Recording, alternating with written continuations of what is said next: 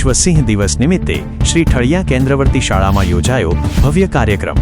Mask પહેરી બાળકો સિંહ બની ગરજ્યાળિયા। 10મી ઓગસ્ટ એટલે કે વિશ્વ સિંહ દિવસ નિમિત્તે શ્રી ઠળિયા કેન્દ્રવર્તી શાળા ખાતે ઉજવણીના વિશેષ કાર્યક્રમનું ભવ્ય આયોજન કરવામાં આવ્યું હતું।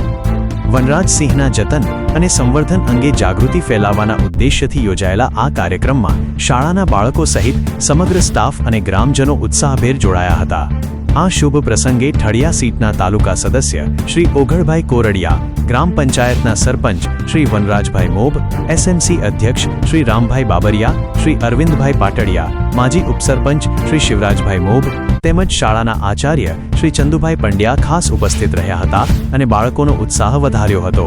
કાર્યક્રમ દરમિયાન એક અનોખું આકર્ષણ જોવા મળ્યું હતું, જેમાં ગામના અગ્રણીઓ, શાળાનો તમામ સ્ટાફ અને વિદ્યાર્થીઓએ સિંહના મોરા, માસ્ક ધારણ કરી સિંહ પ્રત્યેનો પ્રેમ અને આદર વ્યક્ત કર્યો હતો।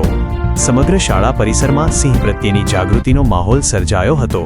કાર્યક્રમના મુખ્ય આકર્ષણ રૂપે શાળાના શિક્ષક શ્રી ભટુરભાઈ ઠંઠ દ્વારા ઉપસ્થિત સૌને સિંહના જીવન, તેના મહત્વ અને સંરક્ષણ અંગે રસપ્રદ માહિતી પૂરી પાડવામાં આવી હતી।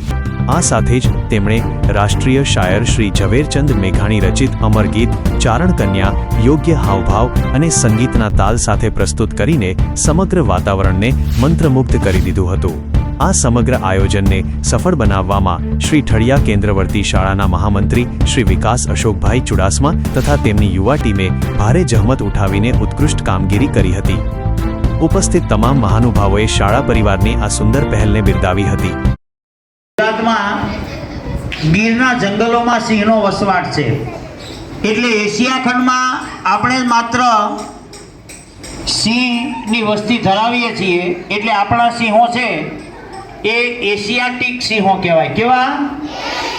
એશિયાટિક સિંહો એટલે એશિયા ખંડના સિંહો, અને ઓલા છે આફ્રિકન, એ આફ્રિકન સિંહો।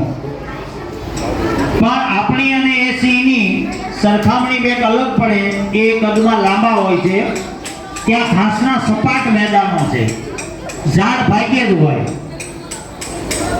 અને એ પણ થોડા ત્રાસા, એટલે આપણને નવાઈ લાગે કે એ સિંહ ઘણા બધા ઝાડ ઉપર ચડી જાય શિકાર પકડીને, અને આપણા સિંહ ઝાડ ઉપર ચડવાનું કૌશલ્ય ધરાવતા નથી।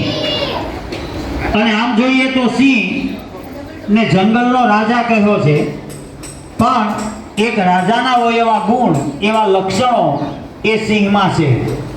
એક તો એનો દેખાવ ભવ્ય છે, ભયંકર નહીં